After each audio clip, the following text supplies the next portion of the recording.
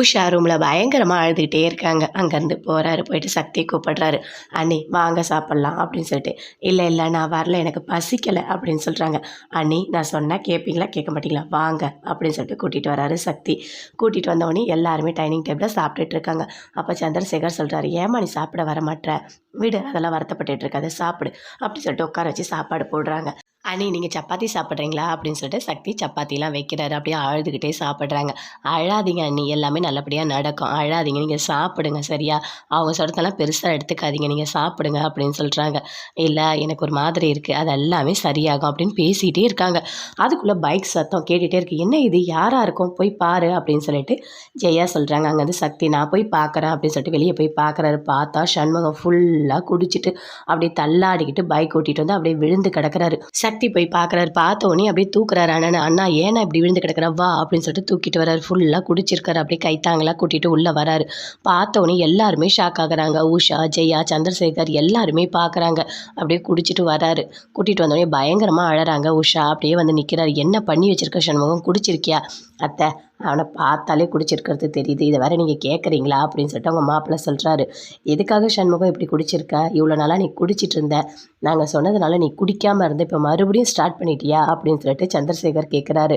அப்பா உங்களுக்கு ஒன்று தெரியுமா, நான் எவ்வளோ மனசளவில் கஷ்டப்படுறேன்னு உங்களுக்கு தெரியாதுப்பா, அவ்வளோ கஷ்டப்படுறேன்ப்பா, எனக்கு குழந்தை இல்லைன்னு சொல்லிட்டு நானும் எவ்வளோ யோசிப்பேன் தெரியுமா, நாங்களே மனசு உடைஞ்சு போயிருக்கோம்ப்பா, ஆனால் இருக்கிறவங்க எல்லாரும் அதை கேட்டு கேட்டு இன்னும் எங்களை கஷ்டப்படுத்துகிறாங்க.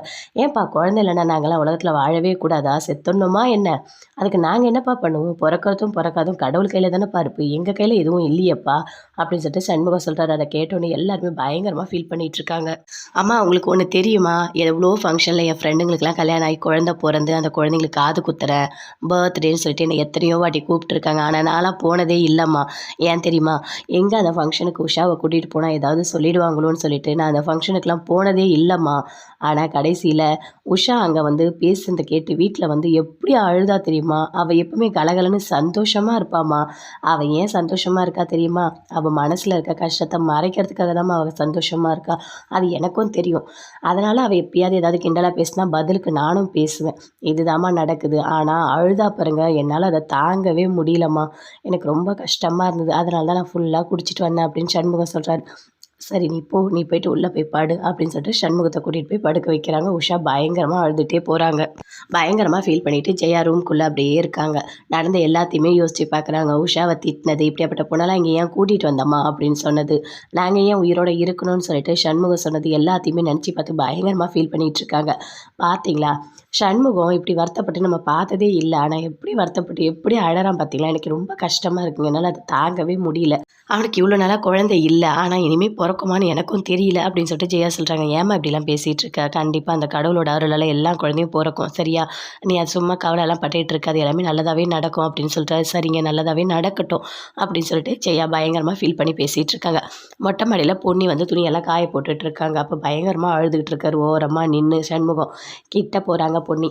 எதுக்காக மாமா நடந்ததையே நினச்சி இன்னும் நீங்கள் அழுதுட்ருக்கீங்க, எதுக்காக இப்போ அழுறீங்க, விடுங்க, பேசுகிறவங்க பேசிட்டு போட்டோம், நடக்கிறது நடக்கும், உங்களுக்கு கண்டிப்பாக குழந்தை பிறக்கும் அப்படின்னு சொல்கிறாங்க பொன்னி. இல்லை பொன்னி, பேசுனது என்னால் தாங்க முடியல பொன்னி அப்படின்னு சொல்கிறாரு.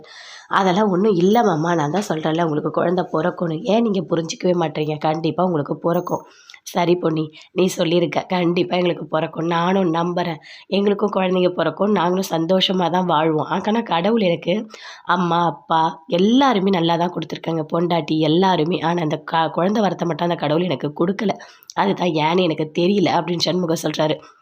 அப்படிலாம் நினைக்காதீங்க, அந்த கடவுள் நினச்சா எப்போ வேணாலும் கண்டிப்பாக உங்களுக்கு குழந்தை கொடுப்பாரு, நீங்கள் கவலையே படாதீங்க. ஊரில் இருக்கவங்க 1000 பேர் 1000 பேசுவாங்க, அவங்களாம் நம்ம கூட இருக்க போகிறது கிடையாது, அவங்க இன்னொருத்தவங்க மனசை கொஞ்சம் கூட புரிஞ்சிக்கவே மாட்டாங்க, அப்படியே ஒரு காயம் இருந்தால் கூட விட்டுற மாட்டாங்க, இன்னும் குத்தி குத்தி அப்படியே ரணப்படுத்துவாங்க, அதுதான் அவங்களோட வேலை, அதெல்லாம் நம்ம காதில் வாங்கிட்டா வாழவே முடியாது. நீங்கள் அதை பற்றிலாம் கவலையே படாதீங்க, கண்டிப்பாக உங்களுக்கு நல்லதே நடக்கும், நீங்கள் போயிட்டு அன்றைக்கி ஆறுதல் சொல்லுங்கள் போங்க அப்படின்னு சொல்லிட்டு பொன்னி சொல்கிறாங்க. அங்கேருந்து போகிறாரு. போயிட்டு பயங்கரமாக ஃபீல் பண்ணிகிட்ருக்காங்க. அழறாங்க உஷா. அழாத உஷா, கண்டிப்பாக நம்ம குழந்தை பிறக்கும் அப்படின்னு சொல்கிறாரு. உண்மையாவாங்க பொறக்குமா? அப்படின்னு சொல்லிட்டு உஷா கேட்குறாங்க. ஆமா, ஆமா. ரெட்டை குழந்தை நெறைய பொறக்கும். சரியா? அதெல்லாம் வச்சுக்க முடியாம நீ எவ்வளோ கஷ்டப்பட போற பாரு அப்படின்னு சண்முகம் சொல்றாரு. அத கேட்டோனே பயங்கரமா சிரிக்கிறாங்க உஷா. உண்மையா நமக்கு குழந்தை பொறக்குமாங்க? இல்ல எல்லாரும் பொறக்காதுன்னு சொல்றாங்க. அவங்க சொல்றதெல்லாம் நீ கேட்காத. நான் சொல்றேன்ல கண்டிப்பா பொறக்கும். சந்தோஷமா இருக்கணும் இனிமே. சரியா? அப்படின்னு.